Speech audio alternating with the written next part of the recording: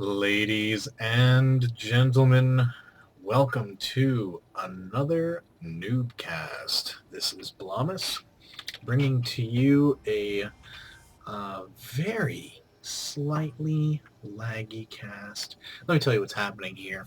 By the way, we're on Metalopolis. This is a 1v1 between myself, Blomus, as the blue Protoss, and my new favorite named red Protoss, Brochacho. Brochacho es muy macho. Brochacho. Oh, what a great name. What a fantastic name. Anyway, you can see I am suffering from a little bit of lag here. I run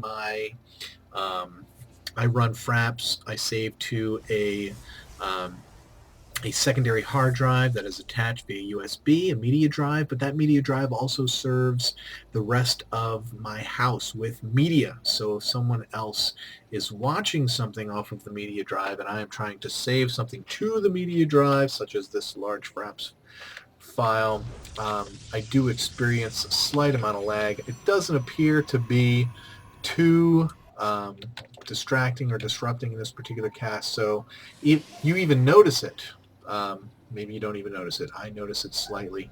I'm sure you probably notice it too. I'm running at about 19 frames per minute, so hopefully it won't be too much of a distraction. In any case, we are doing normal builds here. This is an even match between Brochacho and myself.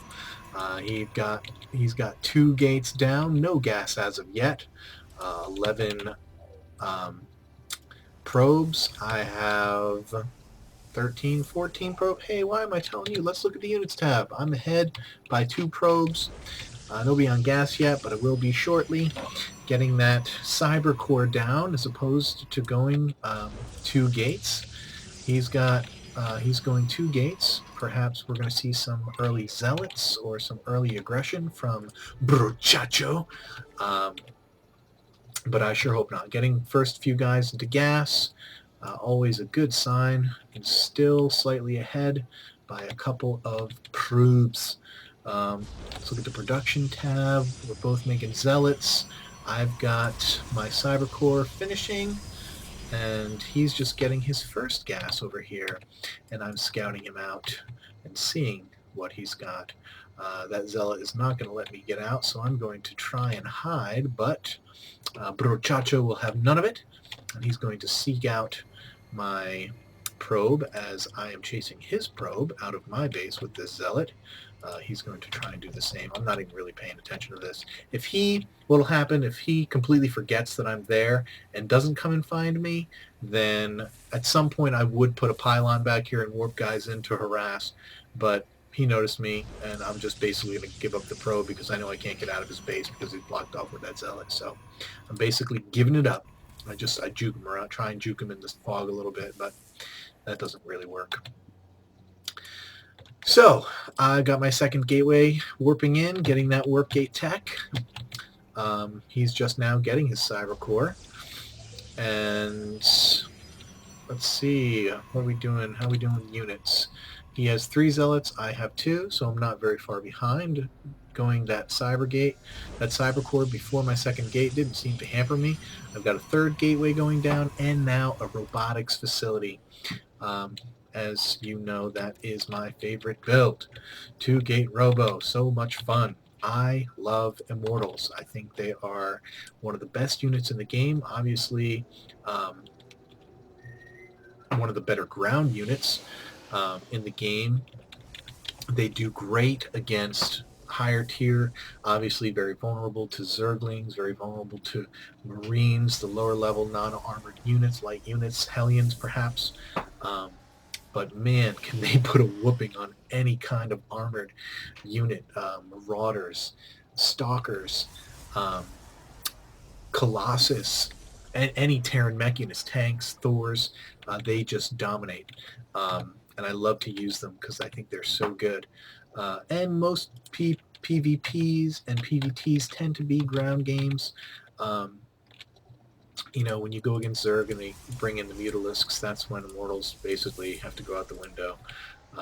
And you really have to change your tech route if you're playing Protoss. Finally, Brochacho's Warp Gate is finally finishing up, and you know, we're both taking a lot of time. He's got a pylon out here, which is going to be dramatic later on, and he's coming out with several zealots, 6 zealots, to perhaps test the waters, do a little harassment. Let's check out that units tab. He's got 6 zealots. I've got 2 stalkers, 4 zealots, and 1 immortal.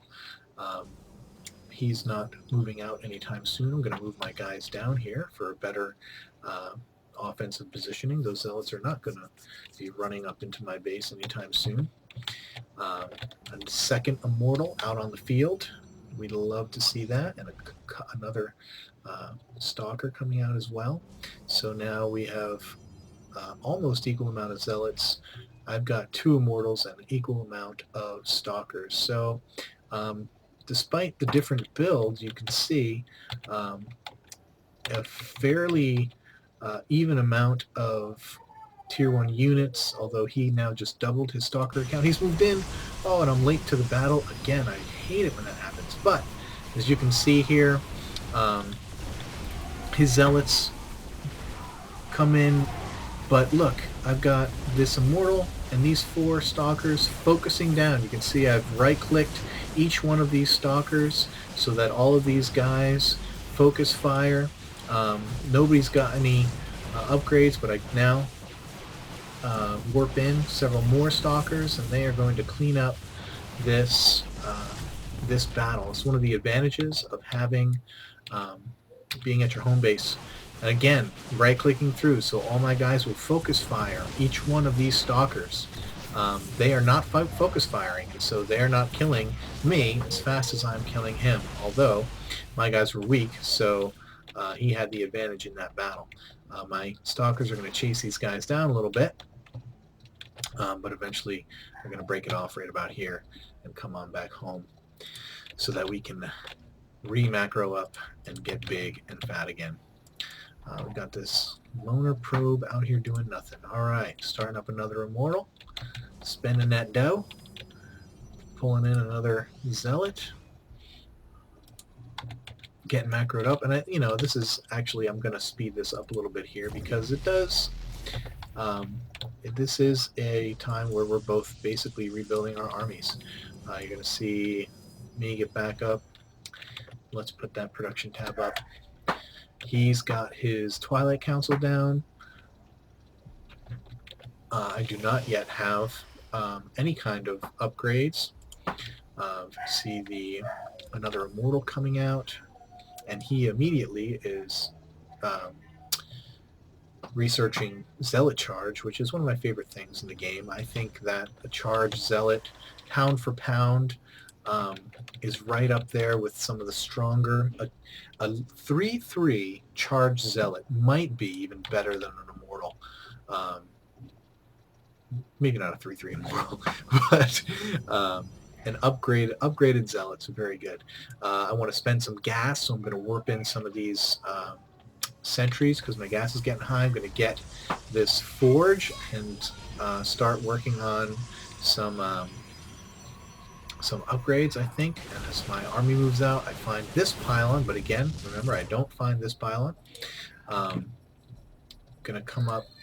I think I'm gonna be hopefully starting an expansion soon. There's some more zealots coming out here. I am gonna pop down a pylon up here on the high ground. I think that's what this guy is coming out to do right now. So I have an easier space to warp in. I am getting that 1/1 ground melee upgrade, and I'm going to move out here, and you're going to see basically some tit for tat, some kind of silly play between us right here. It's kind of funny.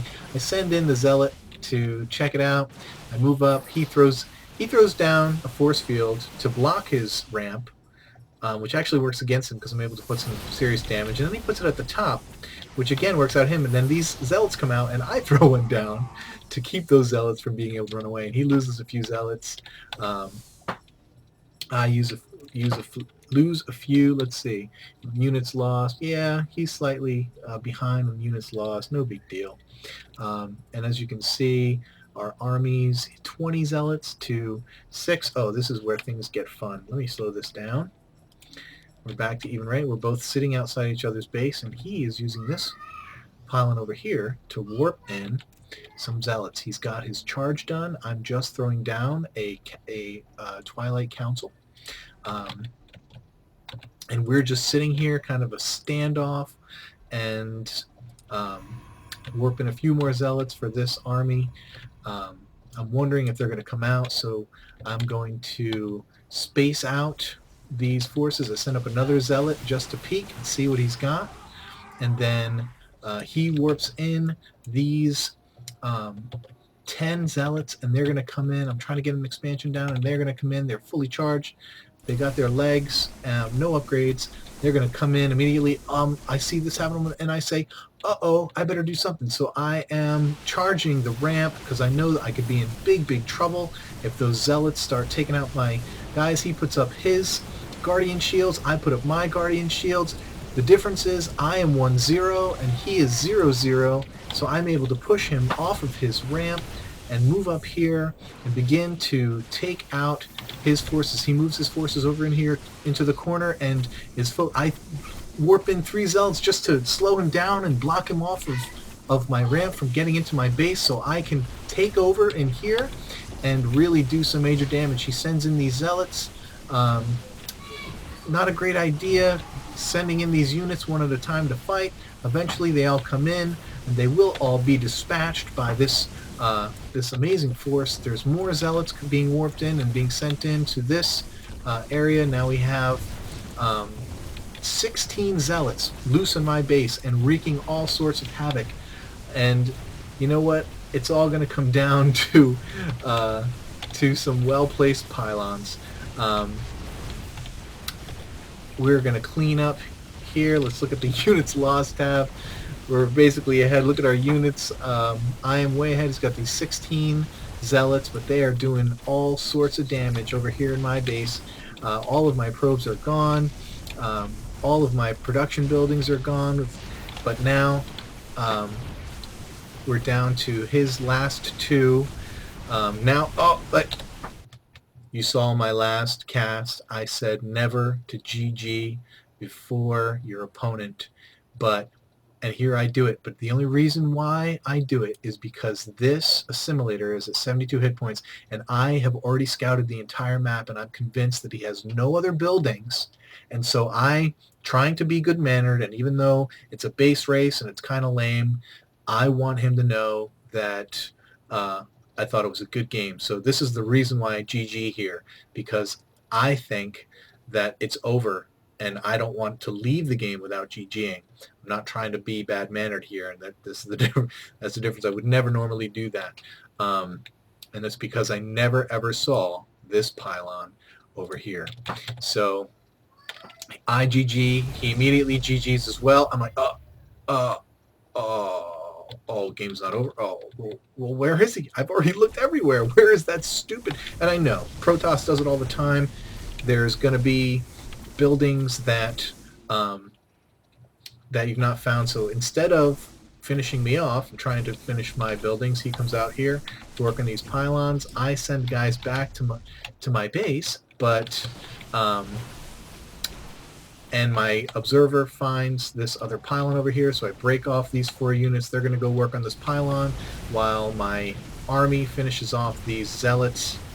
And finally, we're going to see the end of this pylon, and that's going to be the end of the game. Brochacho has left the game, and that is the end. He has 1 zealot left and 1 stalker hiding back here. But as soon as these zealots and sentry took out that pylon, that was the end of the game. This was a classic base race. Very good game, very close game. Well, I don't know if it was a good game. There was a whole lot of posturing and sitting outside of each other's base and kind of silliness. But it was a fun game. So I wanted to cast. Hope you enjoyed it. Keep plugging away. keep climbing that ladder. Have a good one, guys.